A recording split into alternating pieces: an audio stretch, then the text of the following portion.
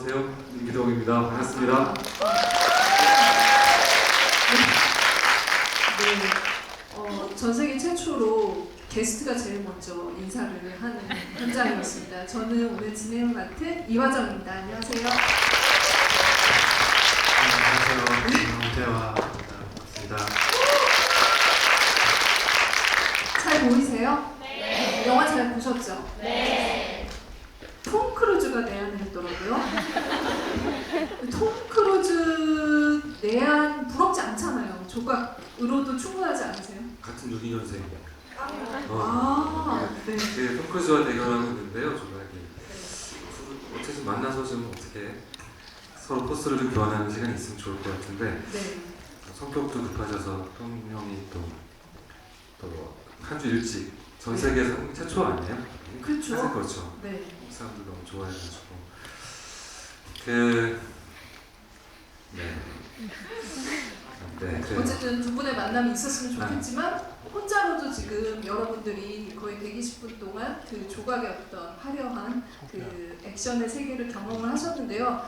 진짜 이 영화는 좀 약간 신제품 같다는 느낌이 들었어요. 이런 영화, 이런 주인공, 이런 캐릭터, 이런 액션들을 이렇게 감행을 하는 게 정말 도전이다라는 생각이 들었고 그 가운데 민규동 감독님이 계셨다는 생각이 듭니다. 그래서 이 영화를 아마 이제 그 같은 감독의 입장, 여러분들이 보신 감상도 있으시겠지만 같은 연출을 하는 감독한테는 또 어떤 느낌으로 다가올까 굉장히 궁금하실 텐데요. 오늘은 그 파과를 지원 사격하는 파모리 토크의 주인공으로 또 한 분을 모셨습니다. 아까 인사를 잠깐 해주셨는데요. 엄태화 감독님.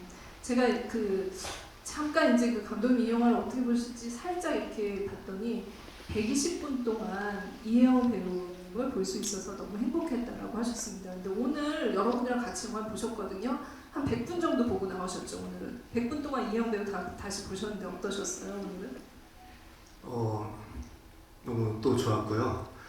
특히 그 이영 선생님은 너무 좋았지만 이번에 다시 볼 때는 또 김성철 배우가 또 다시 보이는 게 그러니까 처음 볼 때는 저 둘의 관계가 어떤 관계인지 모르고 이제 보다 보니까 놓치고 지나간 부분들이 많았는데 다시 보니까 처음 딱 마주할 때 눈빛이라던가 너 누군지 알 것 같아 라고 할 때 딱 그 리액션 같은 게 되게 다르게 또 새롭게 보이더라고요.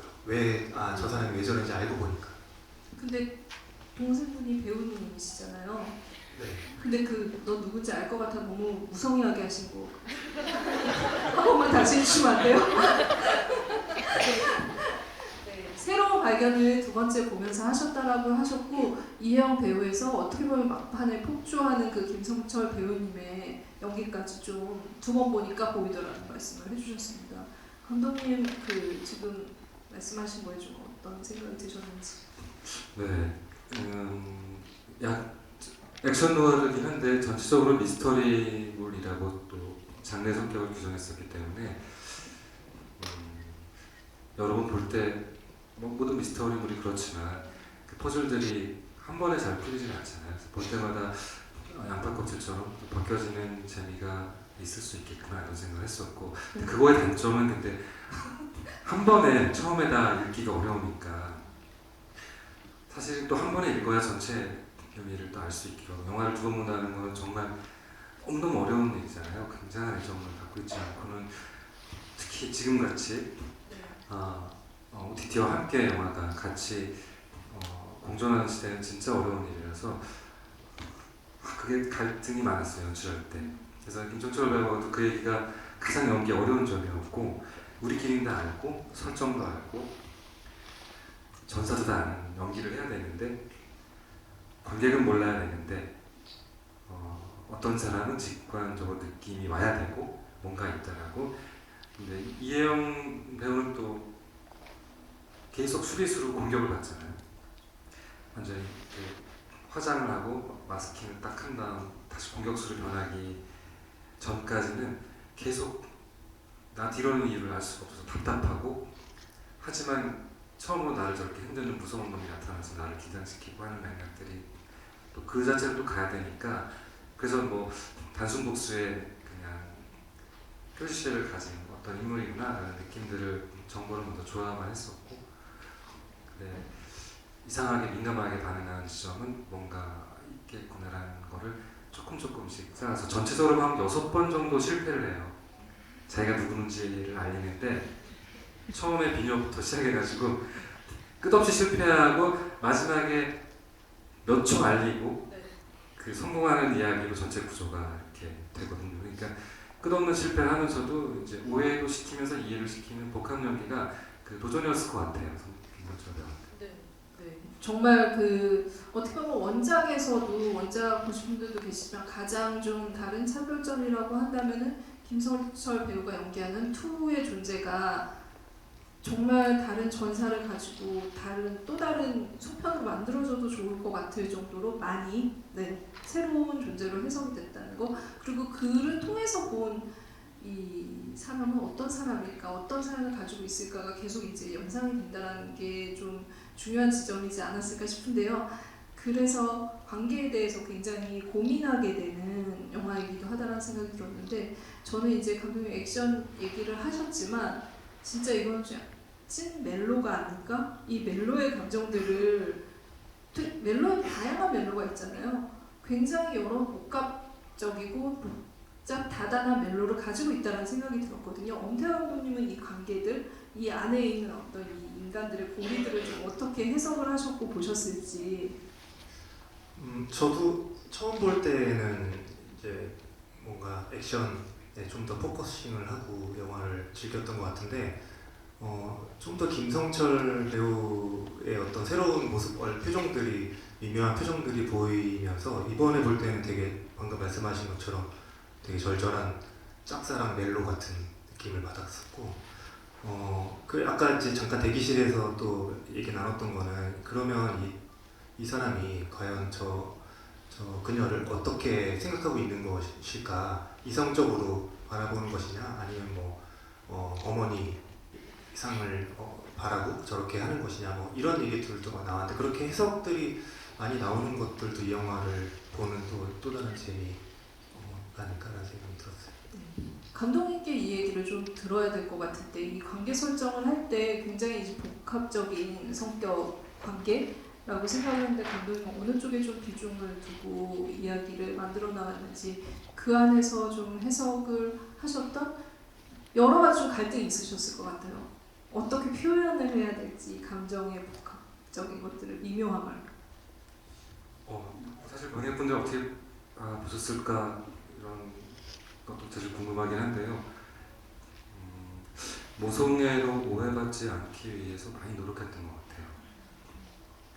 그러니까 엄마의 그냥 부재로 인해서 그것을 대체할 어떤 대상이 누가 왔더라도 상관없이 그냥 따뜻한 어떤 부모의 손길이었다면은 내 평생을 좌지우지할 엄청난 각인이 된다. 이런 맥락이면은 전체적으로 제가 하려는 영화의 주제랑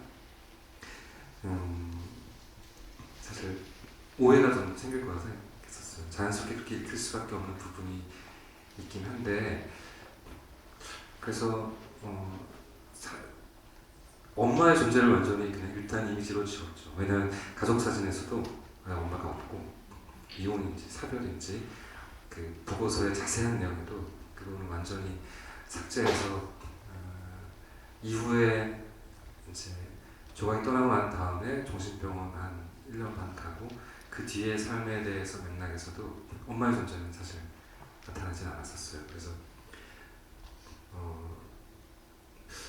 동성은 아니니까 어떤 모성애보다는 이성의 영역일 수도 있겠지만, 그런 우리가 익숙하게 아는 동성애나 이성애나 모성애의 그런 정념을 다루는 그런 센치멘탈한 멜로는 아니어야 되겠구나, 그런 생각이 있었던 것 같아요.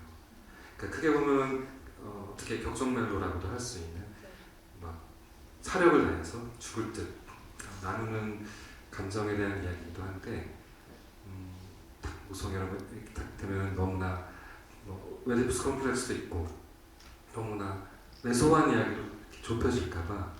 근데 조각이라는 사람이 생긴 것도 그렇고 자신을 이제 해방시키는 방식도 그렇고, 보통 엄마가 해줄 수 있는 예를 들어 새엄마가 해줄 수 있는 영역의 어떤 그런 열혈감이 아니었잖아요. 그래서 그 특별함이 당연히 멋진 여성이고 아름다운 여성으로서의 매력도 있겠지만 그냥 어떤 존재로서 내가 다시는 볼 수 없는 내 삶을 완전 규정해버리는 어떤 탁월한 존재로서의 그런 매력이 이렇게 두 관계의 핵심적인 맥락에 그런 생각했던 것 같아요. 이게 그 투의 어떤 그 감정의 폭발이 일어나는 시기가 그러니까 조각이 60대가 되어서라는 게 굉장히 좀 의미심장하다라는 생각이 들었거든요.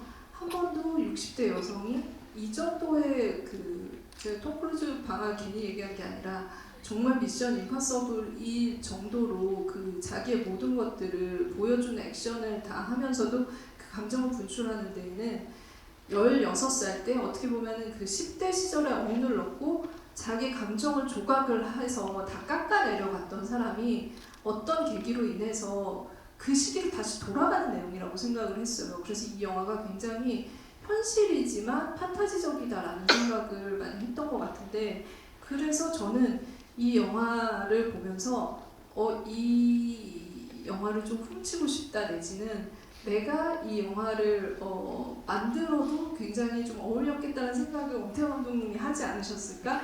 감독님의 여러 가지 작품들을 봤을 때 가려진 시간도 마찬가지고 굉장히 현실과 어떤 세계를 오가는 그런 느낌이고, 콘크리트 유토피아의 그런 세계관 같은 경우도 디스토피아적인 세계관도 현실에 땅을 붙이고 있지만 분명히 어떤 이상한 공간들을 상상을 하게 되거든요. 그런 부분에 있어서 이 작품이 주는 어떤 좀 약간 친밀감, 내적 친밀감이 감독님한테 있으셨을 것 같은데 그 부분에 대해서 좀 여쭤보겠습니다. 그래서 저는 그때 약간 삐딱하게 웃기고 이런 걸 좀 좋아해서 그런지 그 생각을 했던 것 같아요. 저렇게 노인이 된 몸으로 싸우다 보면 뭐 뼈가 탈골되거나 뭐 이런 식으로 뭐 이렇게 다치면은 다시 뼈를 다시 맞추고 뭐 이러면서 싸우는 뭐 그런 장면들이 뭔가 약간 웃기지 않을까 그런 생각을 또 했던 것 같고, 뭐 그냥 좀 더 주제적으로 보자면은 이게 결국은 어떤 사람이 자기 신의 쓸모를 계속 증명하려고 애쓰는 이야기라고 보이는데, 그냥 그렇잖아요. 쓸모가 없으면 버려지고 도태되는 이제 사회이다 보니까 그 쓸모라는 게 뭘까라고 했을 때는 생산성에도 가깝게 가 있고 가성비 좋아하는 한국 사람들한테는 되게 중요한 덕목이잖아요. 그게 저는 콘크리트 유토피아 때 되게 중요한 주제로 삼았던 거라서 그런 것이 좀 비슷하게 다가왔던 것 같아요, 주제적으로. 제가 그런 걸 관심이 있어서 그게 더 이렇게 보였던 걸 수도 있겠지만, 지금 감독님 말씀하신 것처럼 쓸모, 어떻게 보면은 그 부분에 대해서 그 신성 방역 안에서의 그러니까 거의 애정으로 넘어가기 전까지의 묘사가 정말 탁월하다라고 생각을 했던 건 정말 거기 가서 의뢰를 내가 무슨 일이 있으면 할 수도 있겠구나 싶은 어떤 이상한 공간을 그렸다라는 생각이 들었거든요. 그 공간 안에서 굉장히 조직 문화에 있어서 관계? 그러니까 투가 처음 들어왔을 때도 이게 그냥 어떤 과거의 어떤 이야기들이 없었다면 오히려 오래된 고인물과 새로 들어온 사람의 위계 같은 것들로 좀 더 관계가 집중되었을 것 같고, 그 안에 인물들도 조직 안에서 인물들의 어떤 갈등 같은 것들을 충분히 계속 풀어나간다라는 생각이 들었어요. 그래서 신성 방역이라는 곳을 묘사하는 것도 감독님께 되게 중요한 숙제였을 것 같은데요. 그 부분은 어떻게 보면은 원작에서는 오히려 원작보다 조금 더 나아간 해석이라는 생각이 들었거든요. 그렇죠. 세계관을 잡지 않고는 뭐 시작하기가 좀 어려웠고, 뭐 팩트 체크도 많이 필요하지만 팩트 체크. 네. 영화 팩트 체크가 안 되면은 뭐 이게 도저히 너무 진행이 어려워서 끝없이 질문하고 이제 답을 찾는 시뮬레이션을 많이 했는데요. 이제 뭐 청부 살인업자들의 조직이라는 건 영화 벌써 전 세계 영화사에서 아주 오래전부터 존재했던 조직인데 뭐가 더 다를 수 있을까 이런 고민을 해야만 했고, 이제 아무나 그냥 와서 뭘 도와달라고 하면 도와주는 데면은 심부름 센터 있는데 이제 거기랑은 어떻게 다른 걸까? 그리고 여기 누가 판사 역할을 하는 걸까? 얼마나 잘 알길래 벌레라고 생각하고 하는 걸까? 이런 고민들을 누가 하고 있는 걸까? 이제 이런 맥락도 세워서 돈을 얼마나 받는 걸까? 받으면 나눠주는 걸까? 얼마 이상은 그러니까 이런 질문들을 하다 보면은 너무너무 어렵더라고요. 정말로 너무너무 어려웠고 그건 시리즈로 가서 아주 천천히 보여줘서 그걸 이제 이렇게 탐색해가는 재미가 있는 맥락이 돼가지고 초반에 상징적으로만 그냥 몇 개 새겨간 그냥 파리도 입춘이다라는 새로운 업데이트와 이제 유효기간 지난 폐기물을 물리치려고 하는 초식동물이라 등락이 많은 그 김경화가 이제 연기하는 손실제라는 부분을 원작에는 거의 없는 그쪽 내용들도 살려서 이제 여기서 조각이 전혀 그 판단에 관여하지 않고 있구나. 그래서 그냥 바지사장으로서 주어진 거를 바지사장 안 치고 주어진 걸 그냥 하는 사람으로 권력을 갖고 있지 않구나. 그런데 이 레거시가 자기가 오래 짊어지고 온 거대한 유산이 사면을 가고 있고 이 친구로 인해서 색깔이 달라지고 있구나. 초엽은 그거를 이제 배가 어디로 가는지 모른다고 표현하는 것이고 그래서 그쪽 이제 자신의 파트너와 함께 세웠던 그 조직이 무너져가는 큰 맥락 속에서 도전을 받는 지점 나이가 들었기 때문에 결국은 쫓겨나야 되는 상황 마지막 방역으로 올려나가는 큰 외적 이야기의 줄거리는 그렇게 만들어봤던 것 같아요. 작가님이 그 부분이 너무 반가웠다고 그러더라고요. 구백모 작가님께서. 네, 작가 내가 했을 때 그냥 소설에서는 크게 관심이 없어가지고 네. 슬쩍 흘겨 쓴 몇 줄이 이렇게 캐릭터로 살아와서 어떤 종류의 이야기로 펼쳐지는 게 재밌었다고 네. 그러더라고요. 네. 신성 방역 안에서의 그런 이제 관계도나 아니면 디테일한 묘사 같은 것들은 또 원태영 감독님도 좀 재밌는 지점들이 많았을 것 같은데 좀 어떻게 보셨는지 그 묘사에 대해서 인상적인 어떤 게 있으셨다면?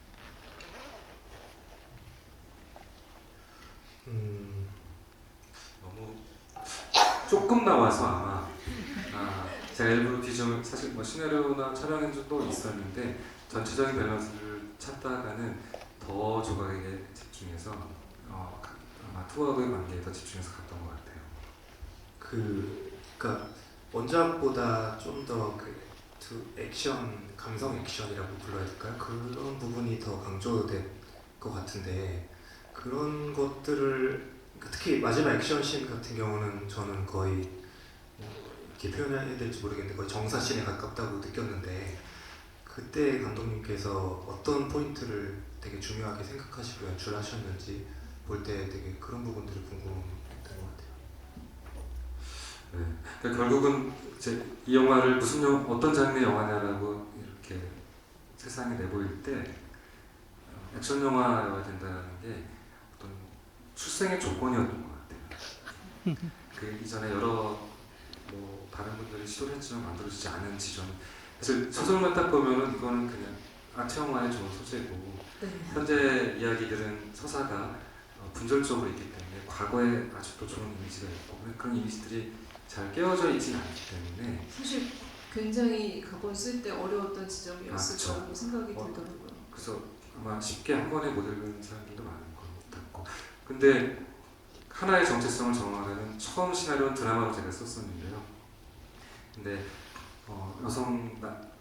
나이 든 여성 배우가 주인공인 영화 특히 코로나 시기에 만들어진다는 게 거의 불가능한 조건들이 있었고 어떤 영화라고 딱 물었을 때 이거는 그냥 액션 영화라고 정체성을 모함을 갖추지 않고 만들어야 된다고 생각했었고 그래서 드라마보다는 더 그냥 액션 영화로서의 정체성이 항상 전면에 있었고 근데 모든 액션 영화들이 보고 나면은 이제 액션은 좋은데 너무 서사가 없고 이게 이제 기본적인 클리셰의 또 리그잖아요.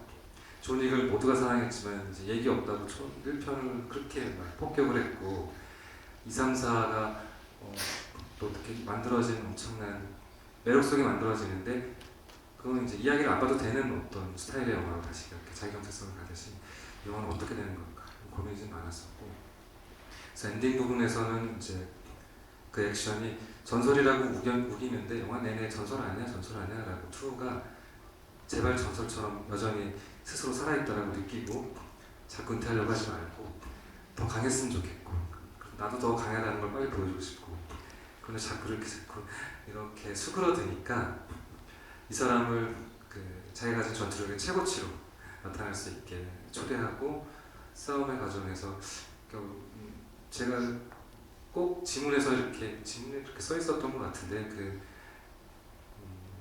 둘이 결국 싸움의 결과에 한 포개지잖아요. 연인처럼 포개진다라는 그 싸움의 정점을 향해서 액션들이 이어지게, 그래서 그 동그라미 저는 원형과 네모라고 저희 불렀어요. 원형 액션, 네모 액션. 원형에서 이제 투가 벌인 파티에서 이 사람이 가진 이제 실제 액션, 물리적인 액션의 정점을 다 보여주고, 네모로 와서는 이제 투랑 정서적인 액션을 보여주고, 그 액션의 목적은 그야말로 드라마인 결국 투의 시점이 갑자기 등장하기 시작하면서 이제 조각의 시점과 만나는 드라마로 가겠구나, 그렇게 설계를 했던 것 같아요. 아마 이제 이런 그 장르, 액션 느와르 장르에서 여성이 그리고 그러니까 노년이죠. 그러니까는 실질적으로 그 기준을 이제 객관적으로 하자면은 요즘 아무리 젊어졌다고 해도 60대 중반이면 노년인데 이렇게 정면적으로 등장한 거는 거의 없는 일이기 때문에 이게 이 영화 만들면서 장르 안에 정말 이런 그러니까 이 영화의 장르 안에 이 사람을 대입시켰을 때, 이 캐릭터를 대입시켰을 때 저는 오히려 피하기보다는 장르의 컨벤션을 어떻게 활용할지가 굉장히, 그러니까 지금까지 항상 남성만 나왔던 그 모습 안에, 그 그림 안에 이 여자가 걸어가게 만드는 게 굉장히 중요한 요소였다라는 생각이 드는데요. 지금 말씀하신 마지막 액션 장면에서의 어떤 배드씬 같은 거의 정말 사랑의 감정이 느껴질 정도로 그런 액션을 보여줬다면, 사실 강 선생을 대하는 마음은 자기의 첫사랑한테 있던 마음이랑 굉장히 비슷한 감정이라고 생각을 했거든요. 근데 거기서 그 상가에서 걸어갈 때 그게 액션 장면이기도 하면서 굉장한 멜로 장면이기도 한데, 그걸 보면은 또 예전 그 장피에르 멜빌 영화가 생각이 나는 정도의 그 완벽한 복장과 어떤 그 동선이 느껴졌었거든요. 그 부분에 대해서 액션 씬을 어떻게 좀 구성을 하셨는지. 네, 사실 그 뭐 조각의 착장부터 그 알랑 드롱이 떠오를 수밖에 없고, 그 장피에르 멜빌이 창조한 고독한 실존주의적 영웅이라고 표현되는 자기 원칙과 선택, 그러니까 자기는 그냥 그 선택을 밀고 나가는 삶, 이 삶이 가장 진정성이 있다라고 생각하는 고독한 영웅의 상이 있었잖아요. 그래서 원작도 마찬가지고 영화에서도 너무 어린 나이에 너무 큰 상처를 입고 너무 큰 구원을 받고 그 다음에 삶의 방향을 지킬 걸 만들면 안 돼, 욕망을 갖지 말라고 살아온 너무 큰 정원 명령에 무게에 눌려서 살아가는 모습이니까, 그거를 깨는 방법은 투가 가장 불가능한 방법으로, 가장 안 깨지는 방법으로 사실은 잘못 다가선 거고, 강 선생처럼 아무 욕망을 가지지 않은 채 그냥 목에 칼이 들어와도 전혀 떨림 없는, 그냥 생을 두 번째 사는 담대함으로 조각을 탁 대하는 순간 조각은 평생 이런 사람을 마주해 본 적이 없었기 때문에 흔들리는 그런 완전한 대칭을 투와 그 강 선생 사이에 만들어서 그 상가에서 사실 죽여야 되는 영화의 가장 큰 변곡점인데, 그때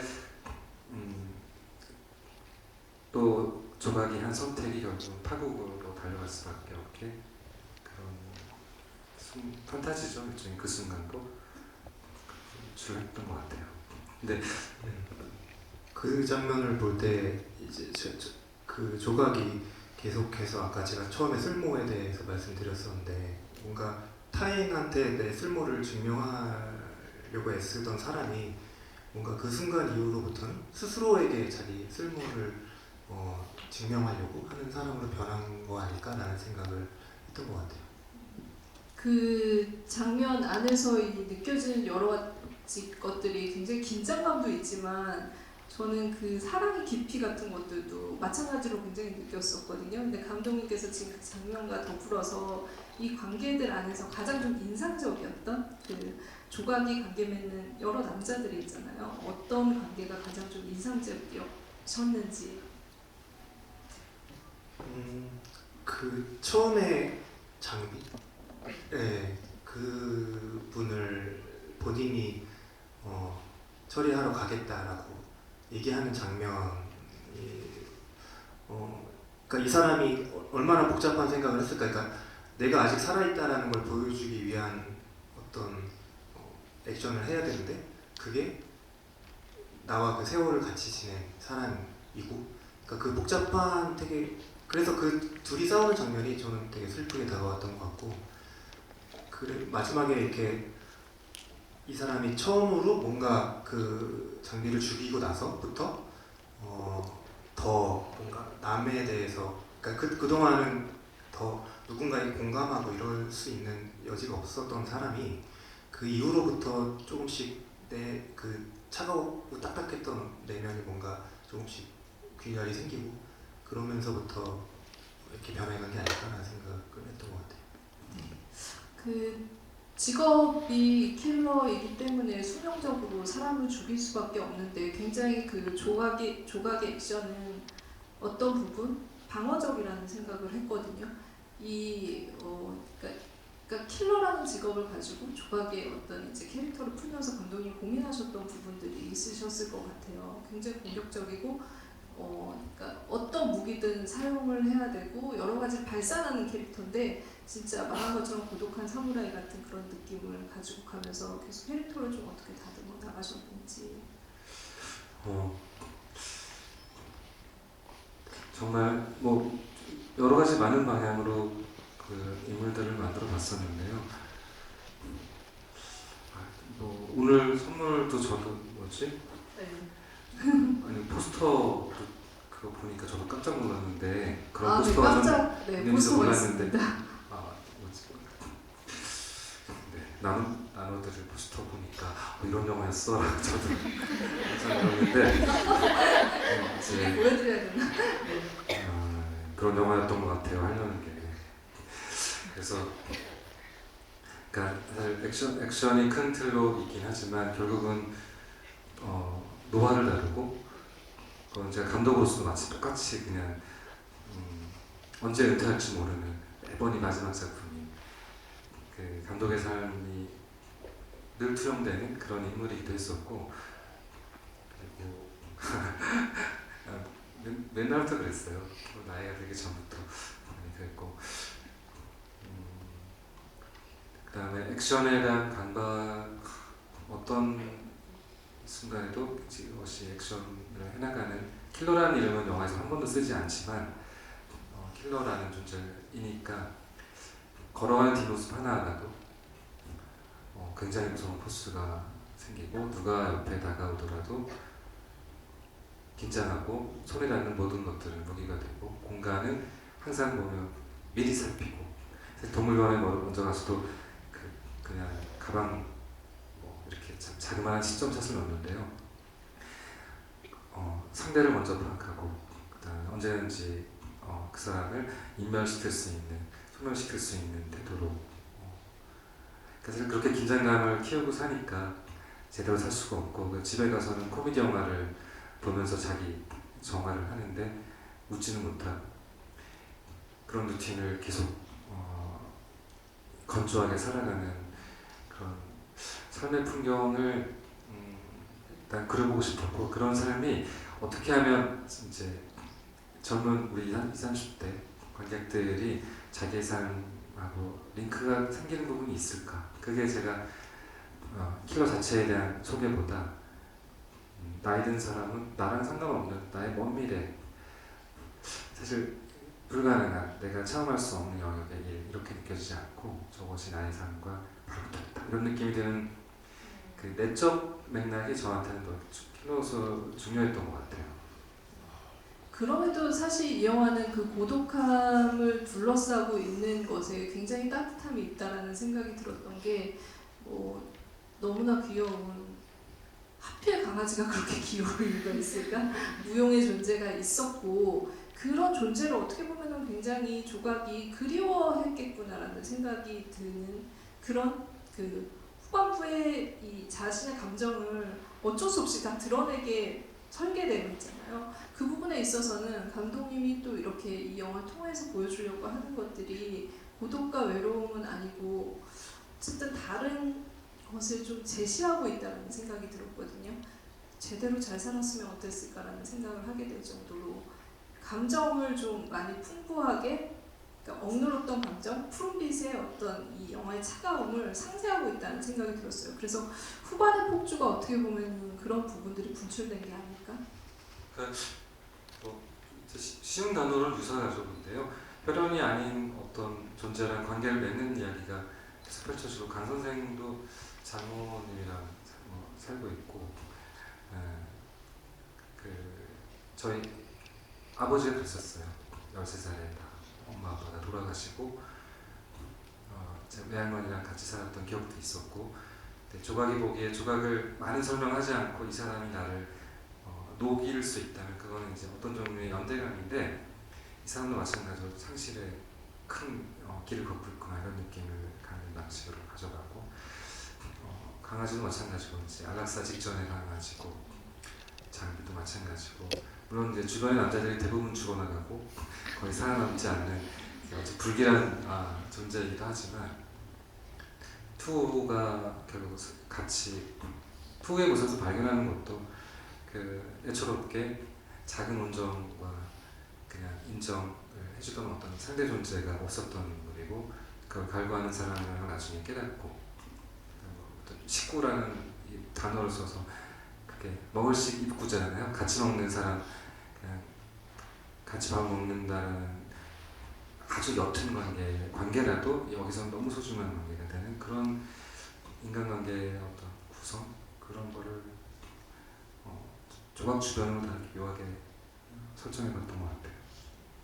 엄태원 감독이 워낙 콘크리트 유토피아 제 최근작만 봐도 그 묵시록적인 어떻게 보면 인간의 그 모든 것들을 다 끄집어내서 정말 미래에 살고 싶지 않다라는 생각이 드는 비정한 현실을 그리셨는데 사실 이 영화가 가지고 있는 그 따뜻한 기운을 보셨을 때 좀 어떤 생각을 하셨는지 이 부분에 대해서 또 어떤 생각, 어떤 또 고민이 있을 것 같았다라고 생각을 했고 어떻게 생각하셨는지.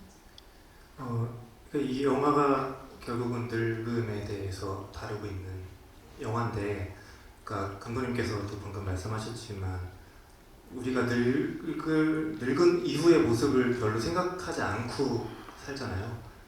근데 그거를 더 나가서는 죽는 것까지도 이제 잘 생각하지 않는데 그걸 늙고 죽는다는 것을 생각을 하고 사는 것과 아닌 것은 되게 다른 삶이 일 것 같다는 생각을 늘 하고 있어서 그런지 이 영화를 보면서 다시 그런 생각을 많이 하게 됐던 것 같고 그러니까 실제로 저는 늙는다는 것에 대한 되게 공포가 항상 있어서 예를 들면 저희 돌아가신 외할머니가 요양원에 오래 계셨는데 할머니가 밤에 혼자 저기 누워 계시면 얼마나 고독하고 외로울까 막 그런 생각을 하면 너무 무서운 거예요. 제 미래에 제가 거기 누워 있을 걸 생각하면은.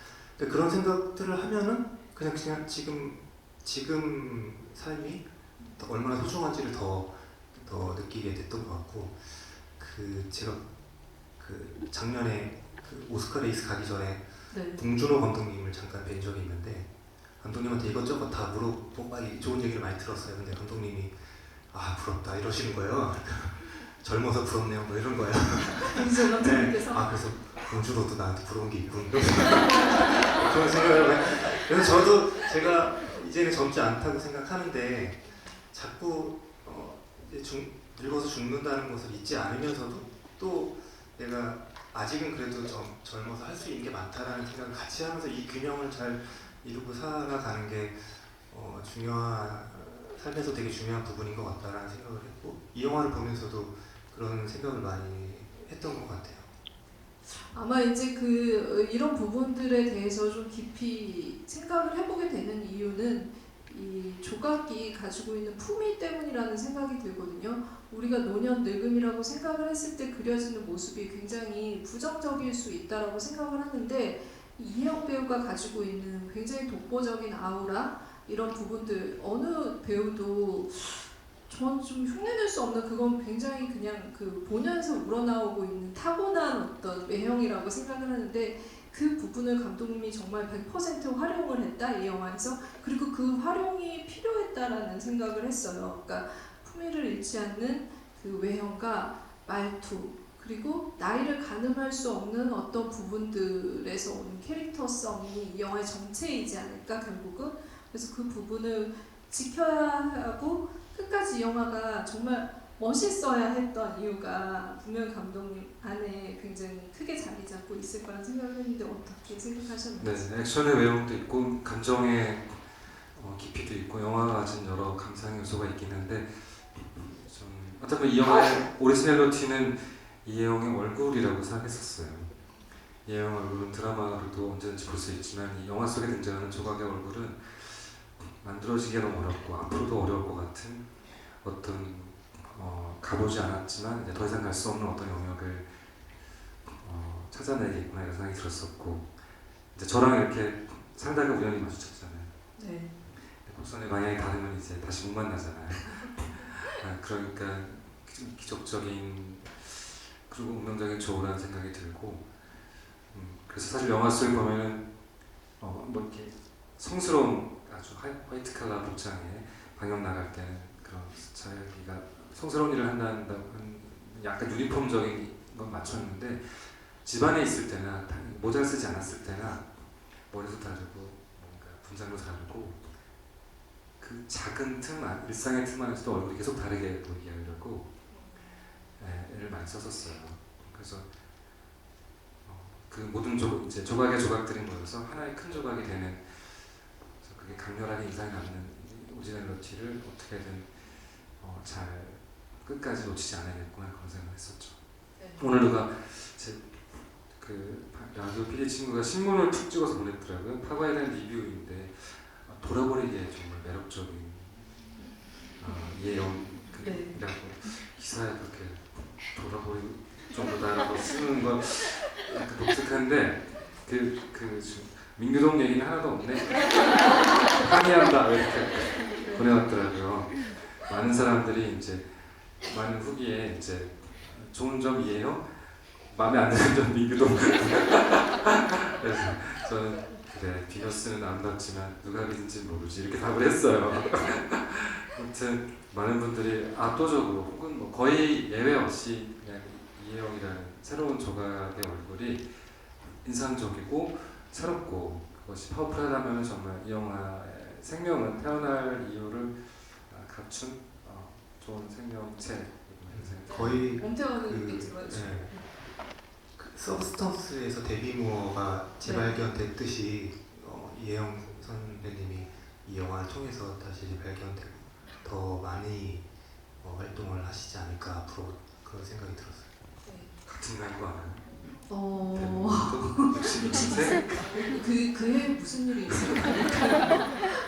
네, 저는 어떻게 보면 이 영화에서 이혜영 배우가 가지고 있는 어떤 굉장히 그 특이한 외형뿐만이 아니라 아우라가 있는 외형뿐만이 아니라 그 특유의 어투가 있으시잖아요. 그걸 거르지 않고 그대로 이제 그 특징으로 그 캐릭터와 혼연일치시킨 거 그걸 또 감독님의 디렉팅으로 그대로 고수한 게 정말 좋은 선택이라는 생각이 들었고 어떻게 보면은 데뷔모가 굉장히 이제 커버리지가 좀 넓은 배우임에 비해서 이혜영 배우는 그런 일상의 어떤 부분들을 다양하게 보여주지 않았다라고 생각이 들었거든요. 굉장히 그 활용할 수 있는 곳이 넓지 않을 수도 있는 그 독보적인 어떤 유니크함이 있는데 그 부분을 진짜 그 유니크함을 100% 활용을 했다라는 생각이 들었어요. 네. 이게 아마 제가 드라마를 잘 안 보고 그래서 아주 이렇게 카리스마 넘치고 이렇게 하이 클래스의 삶을 많이 사는 멋진 이제 여성으로 많이 나오잖아요. 제가 깊이는 잘 몰라도. 근데 제가 가진 이영의 이미지는 80년대 영화, 90년대 영화, 한국 고전 영화에 있었던 이상한 좀뭐 꾸밈 없는 얼굴의 아우라가 저한테는 사실 첫 인상이고 계속 있는 인상이라 제가 이영배를 처음 만났을 때 본인이 어렸을 때부터 공연이든 뭐 영화든 딕션이 너무 이상하다고 너무 야단을 많이 맞아서 그게 너무 컴플렉스고 그걸 바꾸고 싶다고 해서 이번에 어떤 변화를 할 수 있을까 이번에 너무 변하고 싶은데 라는 욕망을 표현하셨는데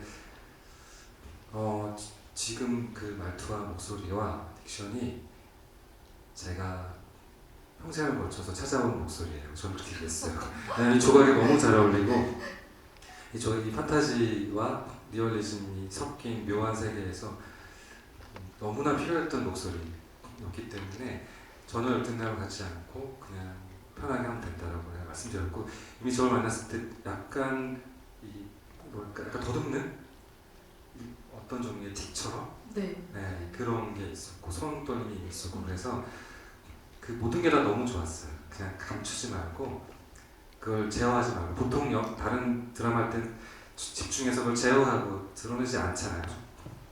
근데 뭐 어쨌든 기미 하나까지 저한테 너무 다 소중했기 때문에 그냥 그 자체로 저는 다 보여주고 싶더라고요. 그래서 네, 등 근육에 팔 근육까지 그냥 가진 거 그대로 좋아요. 이렇게 네, 못해도 좋고 안 해도 좋고 그냥 있는 그대로 이렇게 준비했던 것 같아요. 거의 9에 가까운 디렉팅을 하셨다는 생각이 들고 그 팔 근육, 등 근육, 기미 하나까지 너무 섹시하였기 때문에 이 캐릭터에 잘 녹아나지 않았을까라는 생각을 얹어보면서 저희 지금부터 여러분들의 질문 좀 받아보려고 하는데요. 질문하시는 분들께는 선물이 있습니다. 그 파가의 대사를 쓴 책갈피를 증정해드립니다. 네, 그럼 어느 분 먼저 드릴까요? 네, 제가 저쪽 그 하얀색 옷 입으신 지금 뒤돌아보실 분. 네. 안경 쓰셨나요? 머리 하나, 둘, 셋, 7번. 네. 안녕하세요. 저는 영화 개봉하자마자 보고 오늘 두 번째로 다시 봤는데요.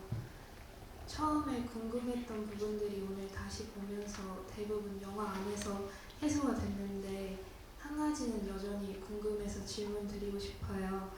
영화 속에서 투가 왼손 약지에 반지를 끼고 있었는데 근데 보통 그 자리는 사랑의 약속을 상징하잖아요.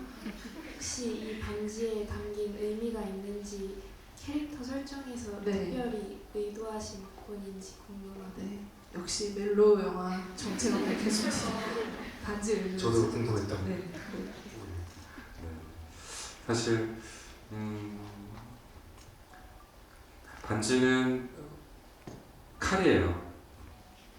반지를 팍 치면 비녀 같은 네. 기능이 있는 거군요. 거기서 이렇게 탁 칼이 나와서 사실 반지를 쥐고 휘두르면 이렇게 거의 사실 얼굴이 찢기는 날카로운 칼이고 스파이 무기들을 이제 고민을 많이 했었고 왜냐하면은 이제 방역업을 하는 사람들이니까 손에 쥐고 있는 게 사실 다 무기인 거죠. 휴대폰도 이렇게 탁 하면서 칼이 나오고 어떤 건 총이고 그런 이미 존재하고 있는 많은 무기들을 고르다가 반지를 투한테는 설정을 했었고 저게 물속에서 빠져나올 때 테이핑이 돼 있기 때문에 거기서 반지를 딱 빼서 잘라서 뚫고 나오는 과정이 있어요. 그때 쓰이는 건데 편집 과정에서 쓸 생각이 됐고 그건 이제 어느 손가락에 낄지에 대해서는 제가 고민이 있었죠. 찍었던 장면이네요. 그 반지를 활용한. 이미 있죠. 그리고 제 약지에 끼는 거는 이제 어떤 의미인지는 잘 아실 것 같고 저는 근데 그게 생각보다 그게 더 강조가 많이 된 거는 이제 둘이 처절하게 싸우다가 죽일 듯이 그 그 두 맹수가 싸우는데 마지막에 손을 잡잖아요. 손을 잡는 건 제 시나리오에 없었어요. 그 순간에. 네, 애드립을 거의 안 했었는데 그 액션은 애드립이었어요. 그래서 정말 불편한 자세고 너무 힘들고 그 촬영 2주 하면서 이제 거의 다 탈진 상태고 그게 이제 그 씬의 마지막 촬영. 네, 시간을 쫓겨서 스태프들은 빨리 집에 가고 싶어하고 좀 정말 최악의 상황에서 몸은 너무 무겁고 이제 하여튼 그 자세를 잡으면서 손을 잡는 순간이 나왔어요. 그래서 그래서 원치 않는 액션이거나 불필요한 지점이 되면 그걸 다음에 다시 찍을 때는 빼거나 고쳐야 되는데 저는 그게 배우들이 해낸 텍스트를 넘어서는 어떤 퍼포먼스라고 저는 느꼈어요. 그래서 그게 너무 좋았고 그 순간의 반지가 저한테는 잘 눈에 들어오더라고요. 원래는 살인 무기였고 그 약속과 맹세의 어떤 상징으로 그 약지에 느꼈었는데 그래서 네 그렇게 있게 됐어요. 네, 그 마지막 액션 장면이 더 뭔가 해석이 되는 그런 애드립이었네요. 칼을 쓰지 않은 거는 이제 구체적인 탈출 과정의 기술적인 묘사들을 하는 게 조금 더 그 순간의 감정적인 맥락에서 좀 번외의 설명적인 지점이라는 생각이 들었어요. 갑자기. 그래서 거기서는 이제 그냥 이미지로 조각이 상상하는 이미지인 거죠. 그래서 액션의 구체적인 그 사용은 결국은 생각했던 것 같아요. 네, 방영업자들의 가젯은 정말 해석이 필요하다는 생각이 들고 기발하다는 생각을 하면서 다음 질문을 받아보겠습니다. 네, 그러면은 저쪽으로 한번 갈게요. 하얀색 옷 입으신 네.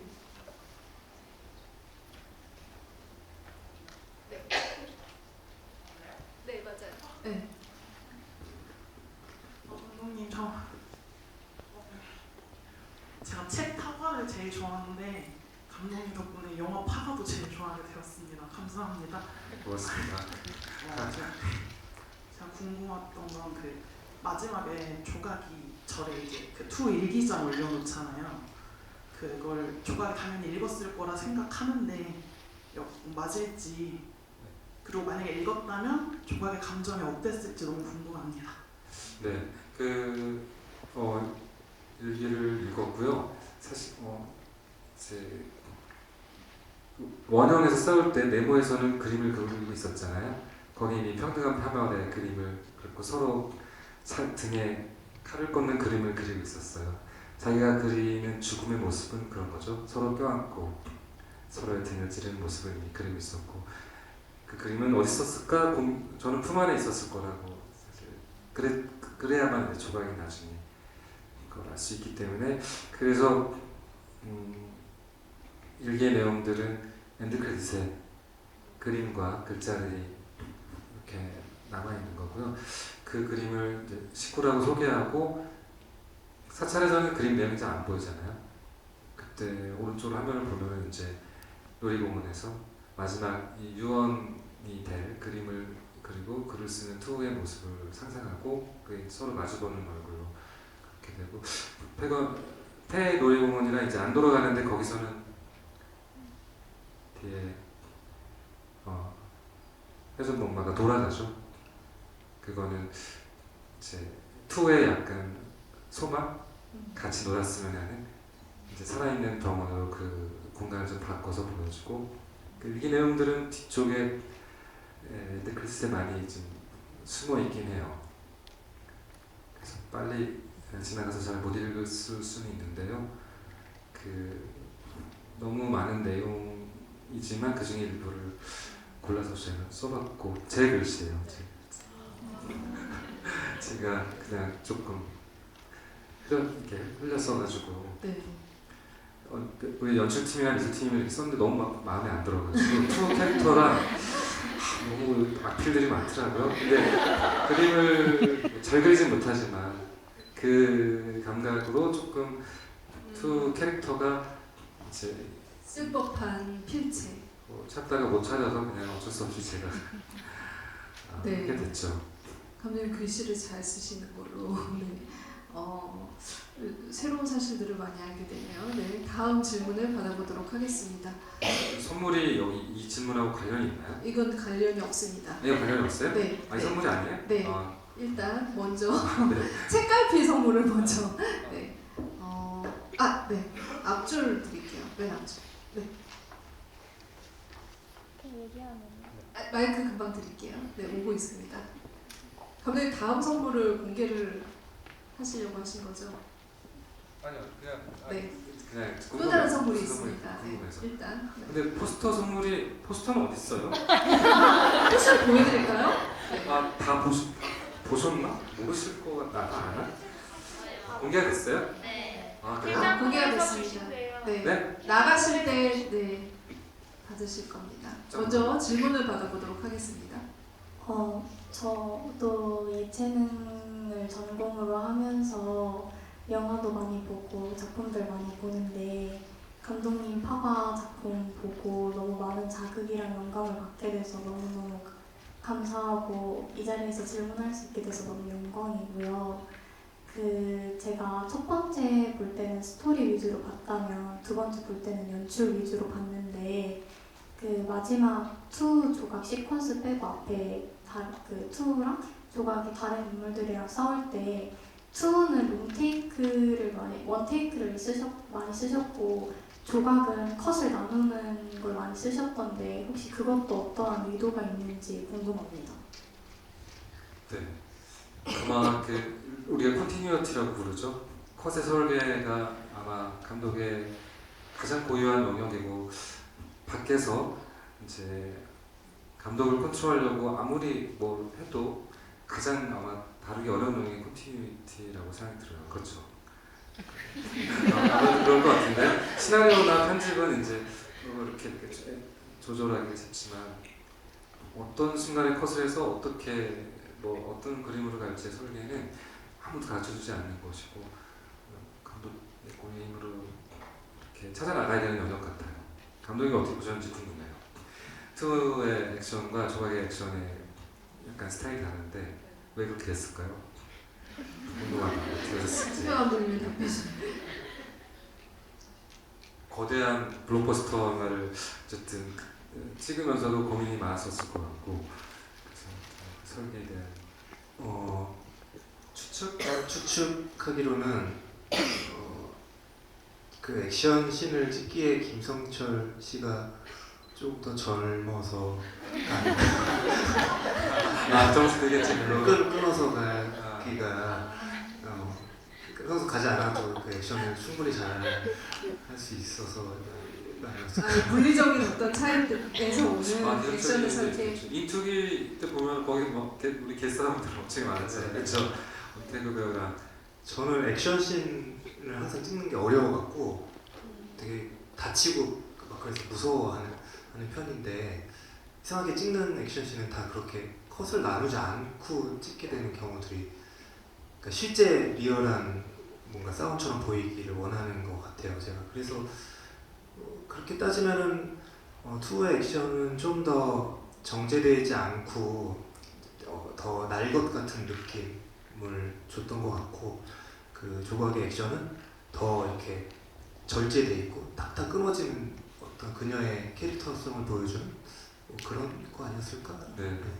그러니까 그림으로 말하자면 이렇게 처음에 시나리오 때는 관념적인 설계를 하니까 투는 자기 과시적이고 욕망이 많이 담겨 있고 이제 조각은 감정이 없고 공간 활용 많이 하고 효율적으로 상대에게 고통을 주지 않는 방식의 액션을 설계해야 되니까 조각은 차가운 물, 그럴 때는 얼음을 보내고 투는 불 같은 액션으로 둘의 이제 만약 와보 장면이 있다면 이제 어떤 게 용이고 어떤 게 호랑이인지 그런 개념적 구분을 먼저 했고 전체 액션 모두가 다 롱테이크로 설계를 했었어요. 그냥 다 사실적으로 할 수 있는 최대치의 롱테이크로 가자. 왜냐하면 이게 톰 크루즈가 하는 스펙타클이 영화에 있는 게 아니잖아요.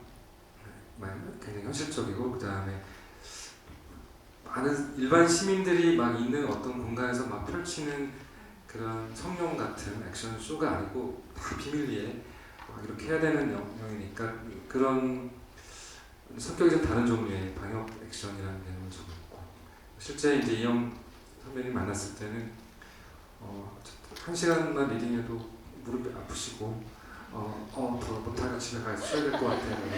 실제 조각스러운 육체적 어려움을 겪고 있었기 때문에 겁먹을 것 같다는 생각을 했었어요.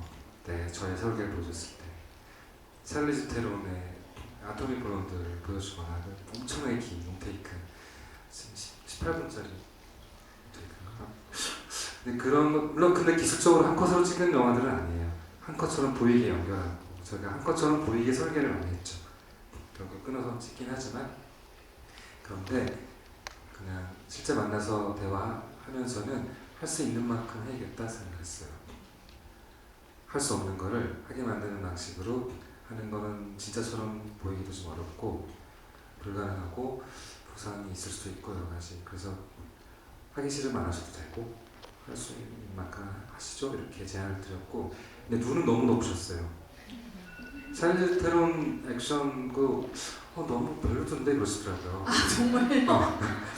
진짜 같지도 않던데 뭐 이렇게 해서 눈은 정말 하늘을 찌르셨기 때문에 저희가 이거 어디를 맞춰야 될까 뭐 하냐 할까 정말 관객으로서는 뭐 보통 관객이 아닌 너무 높으신 하여튼 그래서 결국은 기술적으로 조각들은 많이 잘려나가면서 더 짧고 빠른 그런 종류의 액션이 됐던 것 같아요.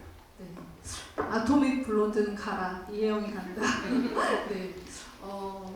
그 액션의 그 캐릭터별 그 어떤 스타일을 또 관객의 질문으로 살펴봤고요. 질문 여기까지 받아야 될 것 같아요. 저희가 다른 선물이 또 있어서 그 전에 잠깐 오늘 받으실 포스터를 보여드리도록 하겠습니다.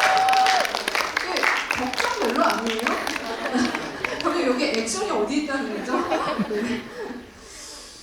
문제적인 포스터를 여러분들 오늘 이런 영화였네요. 선물로 받아가시면 될 것 같습니다. 그랬구나. 너무 속이 많이 보이네요 영화에.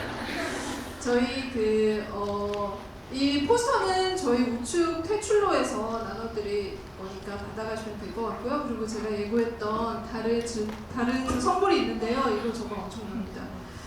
보통 영화 끝나면 시나리오 곡이 나오잖아요. 오늘은 파바의 시나리오 곡을 준비를 하였습니다.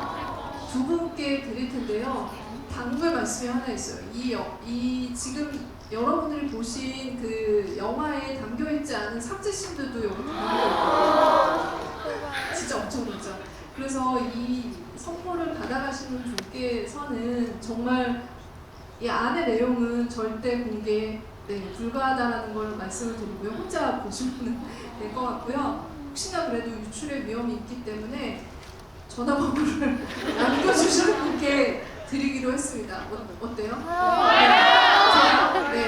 그럼 전화번호를 받으시고 남겨주시면 될 것 같고요. 아마 시나리오 출판이 될 수 있어서 네. 미리 막 다 이렇게 찍어서 올리시고 하면 좀 그래서 그 당분 드리는 것 같아요. 그리고 삭제식이 있기 때문에 네. 어떻게 드려요? 그래서 제가 감독님께 두 분께 한 분 한 분 드리면 좋겠다 생각을 해서 이걸 준비해왔습니다. 저희 자석표를 가지고 왔는데 여기서 뽑아주시면 될 것 같습니다. 엄태환 감독님 걱정하고요. 네, 얼굴을 보고는 참아 못해요. 여기만 보고 네. 여기만 보고 하겠습니다. 아까 영화 시작하기 전에 임시완 씨가 무슨 광고에 나왔는데 제이열 7번 제이열 7번 잠깐 이 공익 광고가 이런 식으로 또 활용이 되나요? 네, J7번 관객분 계세요? 축하드립니다. 네, 축하드립니다. 네, 점검 따도록 하겠습니다. 네, 감독님. 앞쪽으로. 민기동 감독님의 초이스.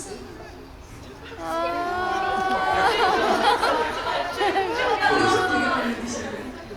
조각이랑 투랑 열흘 동안 같이 있었으니까 10번 라인에 제발. 그거 욕 나왔어. 네? A. 12번. A열과 C H열 합치면 해피랜드 H 10? 해피랜드 H 일단 10? 10번이요? 비었어요? 네, 축하드립니다. H열 10번 네, 축하드립니다. 저희 두 분께는 드리고요. 다음 또 토크 때 조금 더 준비해 오시면 준비해 오시도록 제가 말씀드리도록 하겠습니다. 네, 저도 사인. 그리고 여기 사인이 다 있어요. 나도 다 못 받았는데 대학원 네. 때. 관객분들이 중요하죠. 근데 아까 엄태원님도 한 번만 달라고 그랬는데 안 주고 있습니다 지금.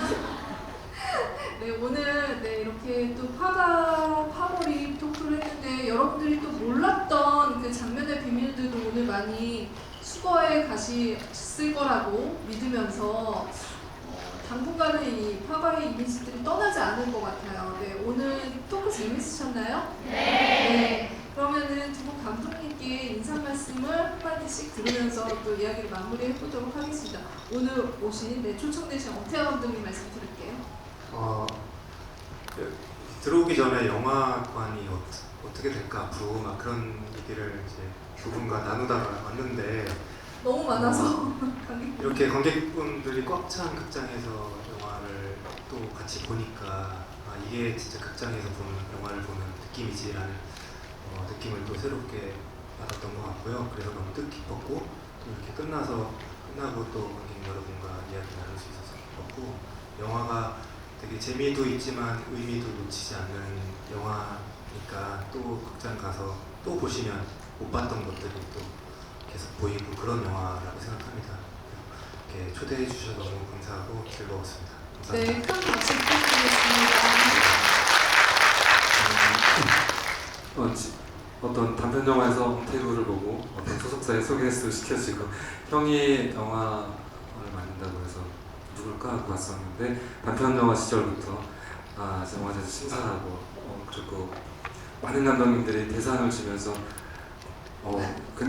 굉장히 경계했던 정말 너무나 뛰어난 감독이었기 때문에 이렇게 훌륭한 감독으로 커서 같이 영화를 보고 대화를 나눌 수 있다는 게 너무 기분이 좋고 또 다음 영화도 또 기대가 됩니다. 관객분들 정말 들어오는데 코로나 때랑 별 다를 바 없이 극장이 텅 비어 있는 게 참 가슴이 아팠는데요.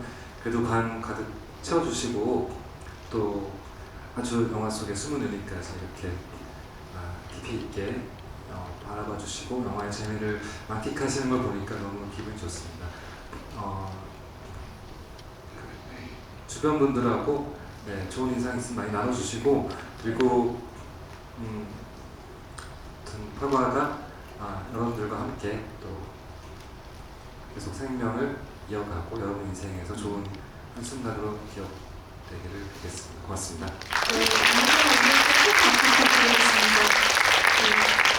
네, 이런 영화는 두 번 다시 나오기 힘들기 때문에 나오셨을 때 꼭 많이 보시길 바라면서 이 포스터는 정말 한 분도 빠짐없이 다 나눠드릴 거거든요. 그래서 서두르지 마시고 천천히 다 받아가시면 되겠습니다. 감사합니다. 아까 시나리오북 초이스 되신 분들 앞으로 나와주세요.